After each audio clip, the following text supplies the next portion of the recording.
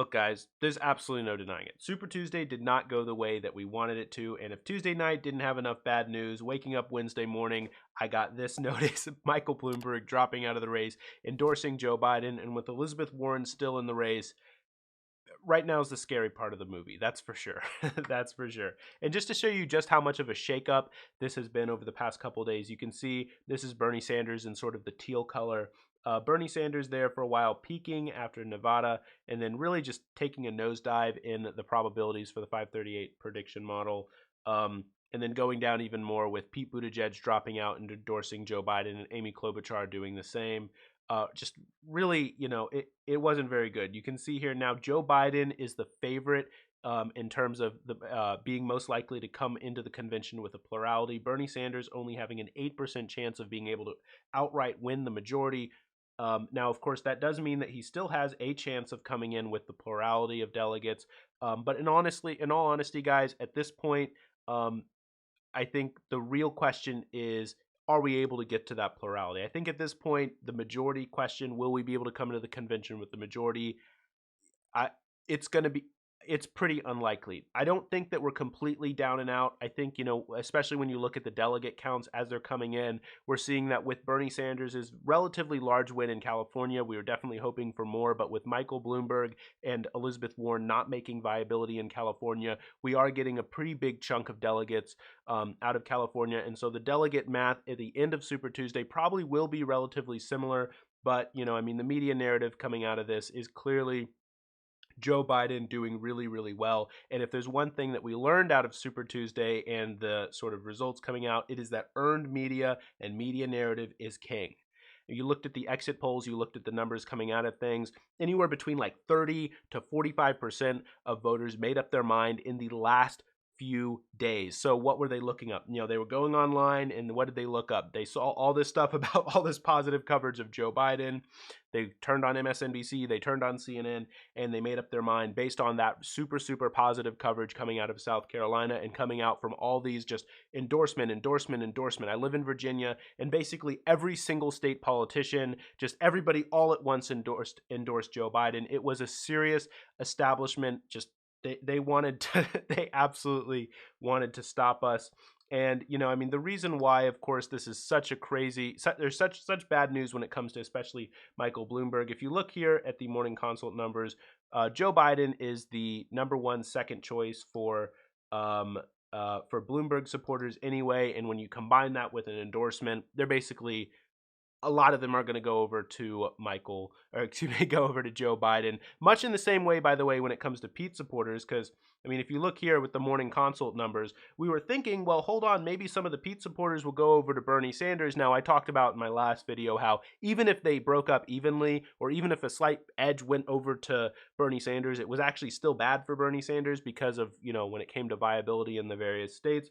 But, you looked at the morning consult numbers, you may have been optimistic because Buttigieg supporters had initially listed Bernie Sanders as their top second choice, and then sort of Joe Biden, Elizabeth Warren. And so the thought was, well, hold on, maybe some of these Buttigieg supporters will come over to Bernie Sanders and it won't be terrible. But it turns out, when you headline it with an endorsement, as soon as you drop out, a lot of those supporters just kind of took the cue and went over to Joe Biden. And, it didn't turn out super well. Now, the other thing I do want to talk about when it comes to this Bloomberg endorsement is, the fact that nobody's really criticizing Joe Biden over the Michael Bloomberg endorsement is really just shows you, because I don't know if you remember, by the way, guys, remember that Joe Rogan endorsement when Joe Rogan said that he would be probably voting for Bernie Sanders, and Bernie Sanders promoted it and everybody freaked out and was like, oh my gosh, how can you do this? Do you remember the things that Joe Rogan has said?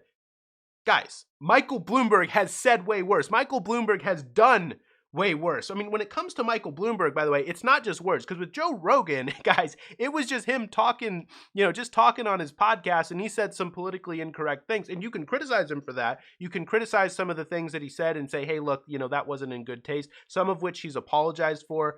But with Michael Bloomberg, it was actions, right? With Joe Rogan, it was words, but with Michael Bloomberg, it was actions, with pregnancy discrimination, with creating a toxic work culture, with tons and tons of NDAs and other disclosures. Now, to be fair to Joe Biden, he did kind of push back a little bit on the Michael Bloomberg endorsement, probably strategically, because he knew that he didn't want Bernie Sanders to come around and start criticizing him on that endorsement.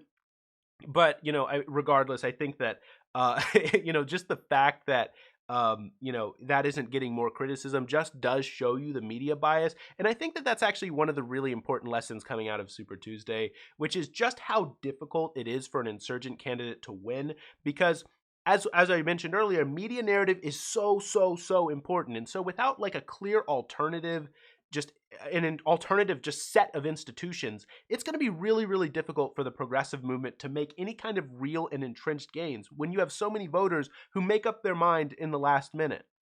So I do think that one of the serious lessons which we can take away from Super Tuesday, even if we end up coming back and pulling this thing out, which, it's going to be a real dogfight at this point, but, regardless, one of the serious lessons which progressives need to take out of Super Tuesday and sort of, just how things went is that we need to build up our own set of institutions. And YouTube's a start.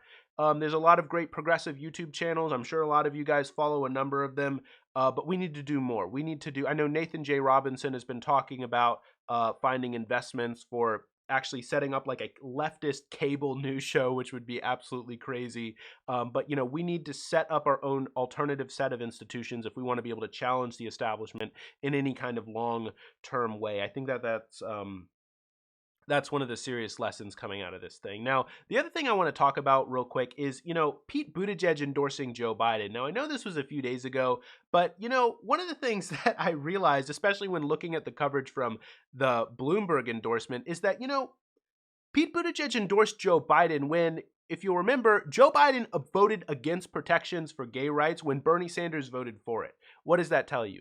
That tells you guys it has always been class warfare. Because what's one of the criticisms they always say to us? They say, "Oh, you're engaged in class warfare because you want to you want to tax the rich. So why are you engaged in class warfare? Blah blah blah blah."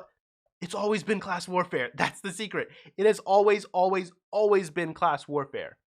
And you know what actually really annoys me about this thing? I remember growing up and I'd always watch the news. I'd always sort of listen to what everybody was saying, is they'd always talk about, oh, look at the Latinos. They're rising up. They're becoming a larger and larger demographic. They vote very large. They vote, in large degrees for the Democratic Party. Look at all these young people who are overwhelmingly Democrats. We're going to be able to sweep everything and we're going to take over. It was like, it was like the eschaton, right? The eschaton was coming and, eternity was coming and, God was going to come down and give everything to the Democrats and blah, blah, blah. It was like this promised land, right? It was this promised land where Democrats were going to take over everything because young people and Latinos were going to come up. But guess what?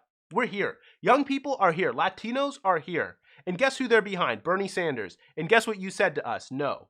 They all lined up to stop Bernie Sanders. Because, one of the talking points which we're hearing right now is that, well, yes, it is true that everybody lined up behind Joe Biden all at once, but that's because this was the anti-Sanders vote. Now, I don't necessarily agree with all of that. I mean, if you look at the favorability numbers, Bernie Sanders is on the top when it comes to favorabilities, but that's the talking point, right?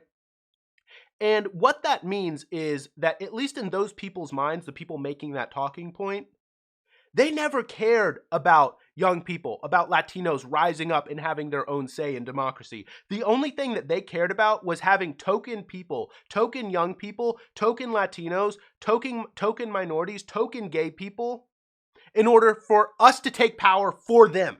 They never wanted us to actually challenge their power. It's ridiculous. It was the whole narrative, the whole idea that, oh, young people, Latinos, all the minorities, gay people, we're all going to form this coalition and sweep everything blue. It was all a lie from the get-go. Because what was the conditional on that? The conditional was that as long as we don't challenge the underlying structure, as long as we don't challenge capitalism, as long as we don't challenge moneyed interest, then it's okay. As long as we're foot soldiers for the rich, then it's okay. As long as we know our place, then it's okay. But as soon as we speak out and say, hold on, it's not fair that hundreds of thousands of people go bankrupt from medical bankruptcy. It's not fair that there's like $1 trillion of student loan debt. It's not fair that we don't prioritize the poor. It's not fair that 500,000 people every single night, 500,000 people, sleep out on the streets. That's not fair. As soon as we start challenging that, then it's a problem. Then all of a sudden, oh no, we need to coalesce to stop you.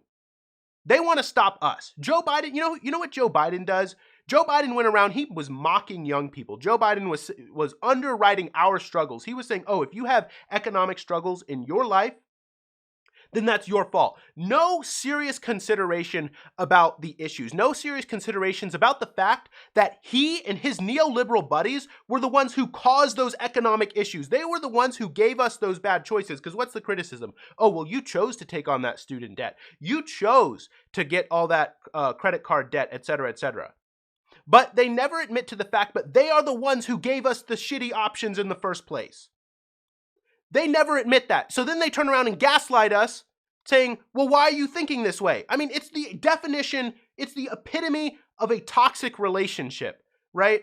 They go around and make us feel bad. And then when we turn around and say, hey, why are you doing that to us? They just blame it on us. They're gaslighting. It's gaslighting. That's what this is.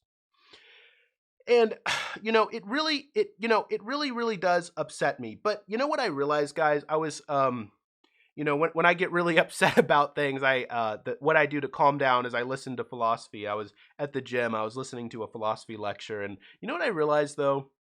For all the talk, it's, you look at these numbers here. It's like, oh my gosh, the race changed dramatically. Everything shook up. Everything completely changed. But you know what I realized?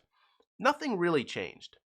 Nothing is really different than it was before because it has always been us versus the machine, right? It has always been us versus the establishment. It has always been democracy versus oligarchy. It has always been democracy versus capitalism. That has always been the dynamic. They've always been against us, and we've always been trying to fight back, and now we finally have a voice, and so now it's starting to shake up the system a little bit. So, like guys, everything from union protests to civil rights activists to the 1968 Democratic Convention, guys, it has always been a fight. No one said it would be easy, and I guess I want to put it this way. We may have lost the battle, we may have lost Tuesday, we might even lose the campaign, maybe, hopefully not. But we're winning the war. If you look at the exit polls, overwhelming support for Medicare for all in every single state.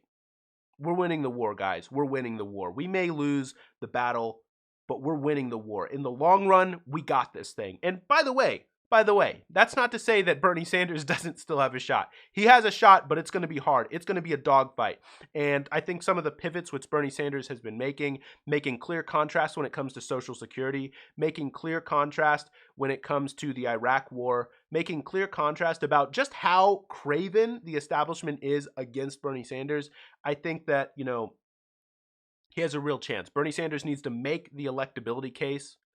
I mean, he needs to make those arguments, but he does have a chance. It's going to be tough. It's absolutely going to be tough from this point on. But again, no one said it would be easy. We may lose the battle, but damn it, we're winning the war.